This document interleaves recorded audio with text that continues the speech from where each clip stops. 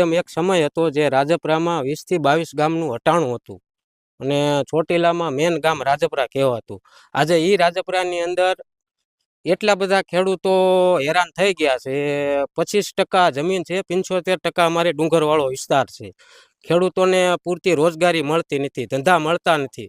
ખેડૂતો બારે ભાગમાં ઘણા ફરા વયા ગયા, કાંક કારખાનામાં વયા ગયા.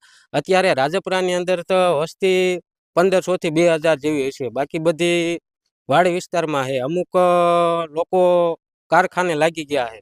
મકાન બધાના પૂરા થઈ ગયા છે અને ટૂંકમાં પૈસા જ નથી ખેડૂત પાસે. જી. બીજી ગામની એવી કઈ સમસ્યા છે? પ્રાથમિક સુવિધાઓ મળે છે કે શિક્ષણ જેવી સુવિધાઓ પણ નથી? જો ગામની અંદર તો મેન તો હું તમને હાલો તમને મારી હારે રૂબરૂ હું તમને ગામના રસ્તા બતાવું, મેન બજારોના રસ્તા બતાવું. જે તમે જોશો ખાડા, ભાજપ કહે છે કે વિકાસ વિકાસ, તમે જોવો, હું નહીં, તમે